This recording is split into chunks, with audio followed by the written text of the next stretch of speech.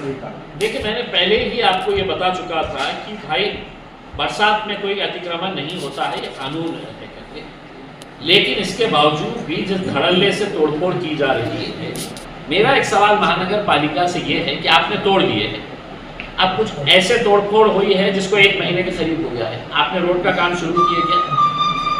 आप 1 महीने के बाद शुरू करने वाले हैं क्या? आपको नहीं पता है, क्योंकि आपकी जेब कंगाल है, आपके जेब में पैसे ही नहीं है।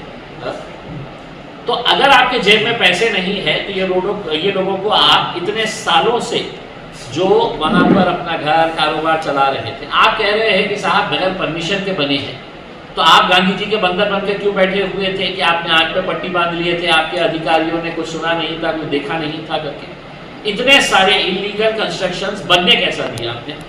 यानी कि बनते वक्त आपका अधिकारी, आपका इंस्पेक्टर जा रहा है, वहां से पैसा ले रहा है, वहां का छोटा मोटा नेता बोल रहा है कि तू बना, मैं देखता हूँ तेरे को, ला इतने पैसे दे दे, आधा तू रख ले, आधा मैं महानगर पालिका को दे देता हूँ। तो ये धंधे चल रहे थे।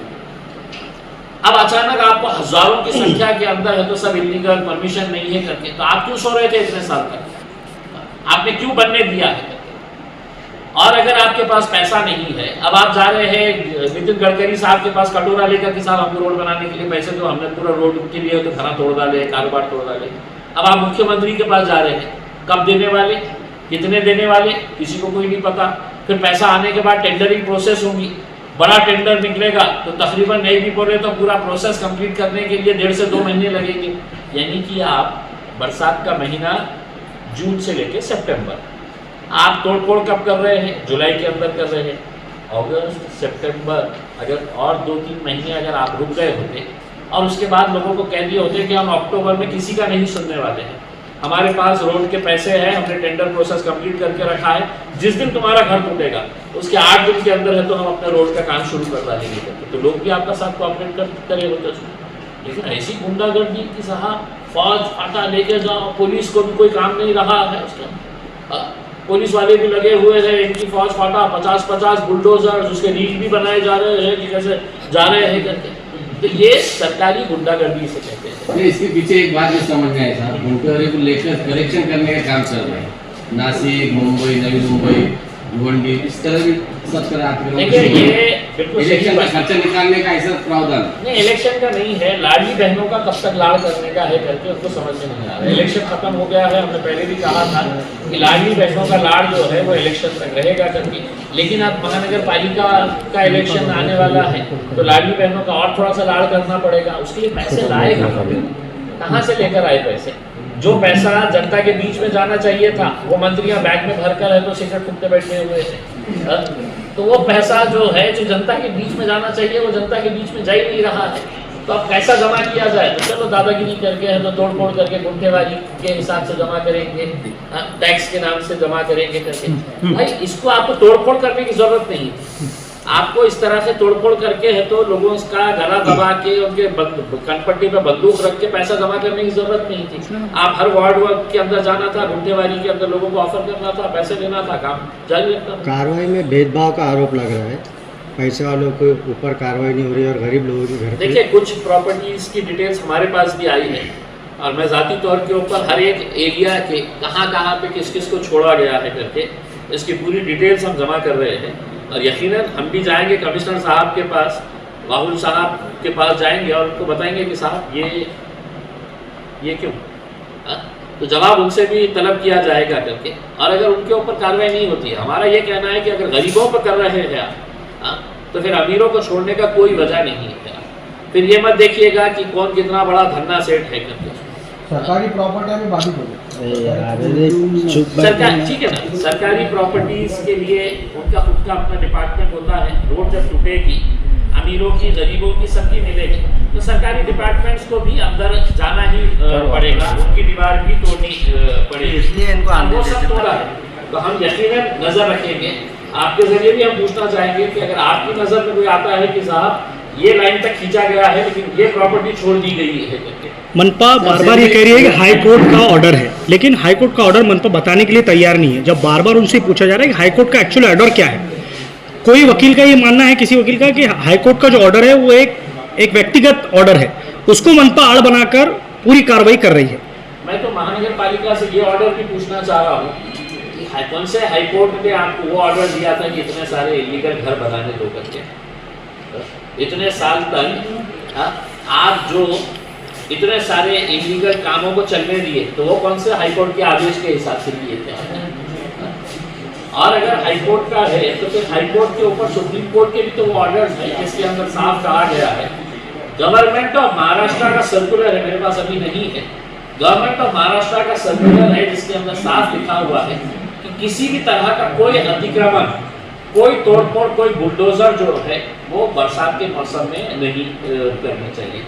2016 का गवर्नमेंट ऑफ महाराष्ट्र का सर्कुलर है। मेरा ये कहना है, आपको शहर बनाना है, आपको शहर के अंदर विकास करना है, आप भी चाहते, मैं भी चाहता हूँ, होना है, लेकिन ये जो तरीका अपनाया जा रहा है इसका हमें विरोध है।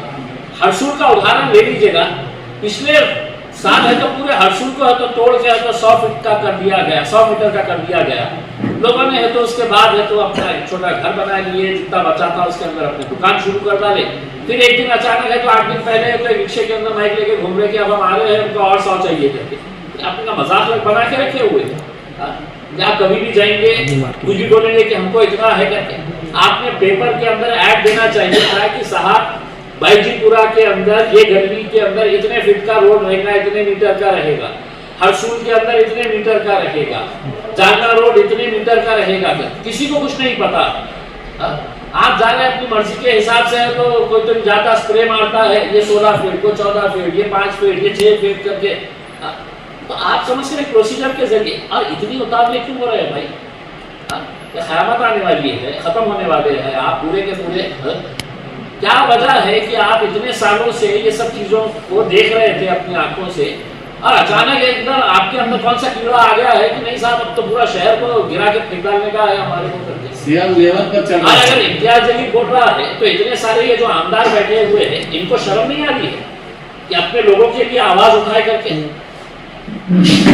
आपने कम से कम है तो ये तो सोचना चाहिए कि भाई हर गरीब आदमी, गरीब क्या मिडिल क्लास आदमी भी रहो, अमीर भी रहो, हर एक को इससे तकलीफ हो रही है।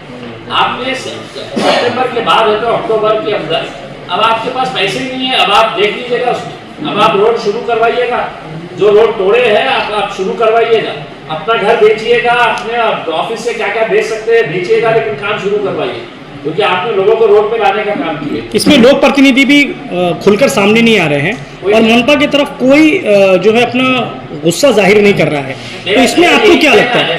हम तो अब कुछ भी नहीं है, लेकिन हम बोल रहे हैं, हम यहाँ के आमदारों से पूछना चाह रहे हैं, हम खासदारों से पूछना चाह रहे हैं।